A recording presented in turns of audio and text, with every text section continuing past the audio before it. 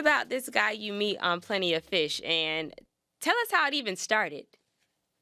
Okay, so in 2020, I would say around the beginning of 2020, I was still under the influence of using the people that I was staying with. We was in a whole different area from the last place we was at in 2017. And I remember I was just going through so much at that time because I was under the influence. Things was going on. The people around me was just showing me that they wasn't for me. So of course I'd be on Plenty of Fish because on there, like I used to go live and stuff before I knew anything about TikTok and all of that. In 2020, I used to be on Plenty of Fish because I used to go live and stuff like that. So it's like with my messages, I would check my messages and stuff and see who all them messaged me and stuff. And then I came across him.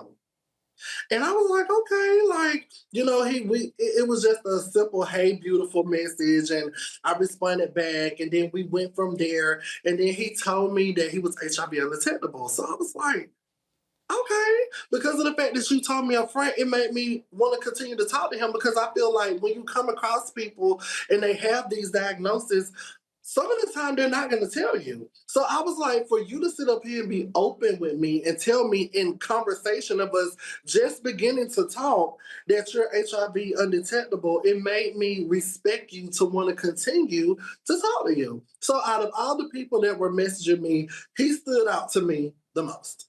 So with that being said, we then started talking. We were texting, we were talking and everything. We went from texting to talking on the phone, video calling every single day because I feel heads over heels for him. And we was talking for 2 whole months before we even decided to get a hotel room, before we decided to see each other or anything. So with that being said, we got a hotel room. We got a hotel room. We met up at the hotel room, right? I paid for everything. You know what I'm saying? I paid for everything. He told me that he was using meth, and I was still at the time using cocaine. So I didn't judge him and he didn't judge me because I didn't look like what I was doing and neither did he. You know what I'm saying? So when I see him in person, when I see him face to face, I was like, okay, and he keep himself up. He looked decent. He looked nice and handsome and all of that. So I was like, okay. So, once we started doing what we was doing, using or whatever, we then proceeded into having unprotected sex. And at that time, in that moment, I didn't know what I knew now back then, but that was the bad choice that I made because when I looked at him, when I seen him, like I didn't see no sores, I didn't see no signs, no bumps, no lesions, no symptoms of him having anything.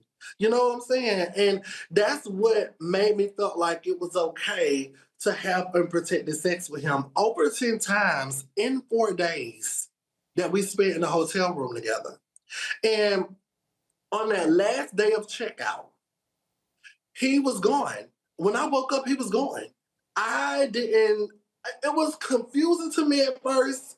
I was gonna say it was confusing to me at first because I was thinking, like, why would you leave and not tell me anything? You know what I'm saying? But I didn't think too much into it. I didn't think too much into it.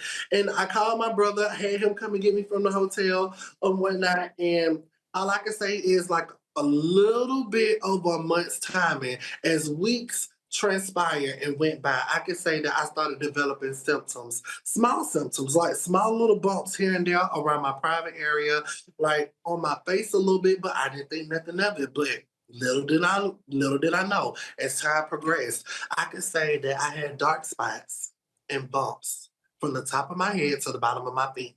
I had sores in certain areas of my body. I had bumps and blotches on the inside of my mouth.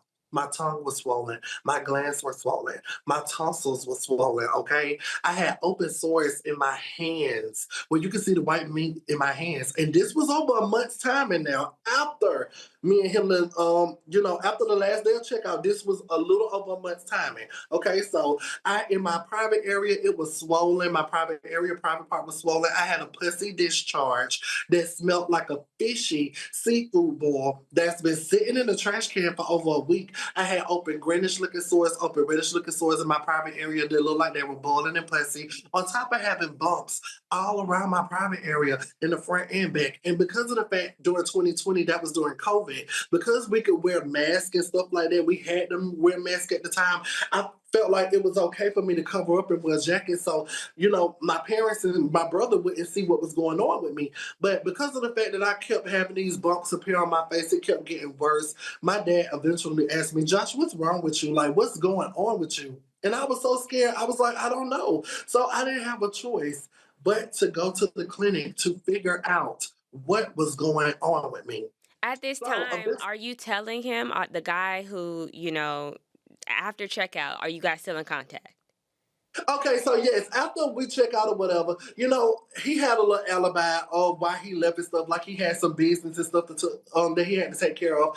Now we were still texting. After that day, we were still texting, here and there every day. You know what I'm saying? We wasn't talking as much as we was in the beginning when we first started talking, but we were still texting. We were still texting. We wasn't talking as much on the phone, but we were still texting a lot. You know what I'm saying? So I wasn't letting him know about what I had going on at the time until it got closer for me to end up going to the clinic. I think this when I told him I had like bumps in my private area or something like that. And he acted like he was so clueless to what was going on and stuff like that. And then when I went to the clinic, when my brother had dropped me off at the clinic, that's when I called him and I was telling him everything that I got bumps around my private area, I got blotches and stuff on the inside of my mouth, I got sores. Like I was explaining everything to him, and he was acting like he didn't know what was going on. He acted so clueless to everything, and he was telling me we was still gonna be together. We gonna work through this. He said we was still gonna get married. We was gonna move in together because those were the things that we were talking about leading up to me going to the clinic.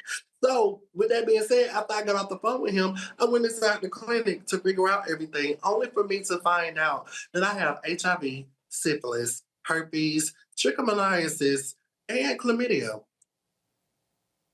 When the doctor told me that, I didn't know what to do. I didn't know how to feel. I didn't know what to think. It seemed like I just had this tunnel vision. Like I went into a trance. Like I just couldn't believe that she was talking to me when she told me this. I could not believe it because I was like, "You're talking to me?" She was like, "Yeah, Joshua Burns, yeah." And I was like, "Oh my goodness!" Like I really didn't know what to do. I couldn't feel no type of way. I was just traumatized. So after that, the doctor ended up giving me my medicine for the trichomoniasis and chlamydia, right? And I had to go through a whole referral for me to go to another clinic in Augusta, Georgia. That took some time because she said the referral was going to take time, so she referred me to Augusta, Georgia, for care, for HIV and stuff because she told me they have HIV care in Augusta. So with that being said, after she gave me my papers and everything, I walked out. I tried to call my ex. This man done blocked me from calling him, texting him, Facebook, Messenger, Snapchat, TikTok, Kick, everything that we was on together, he blocked me. And from that day, in October of 2020, I have not heard from or seen this man.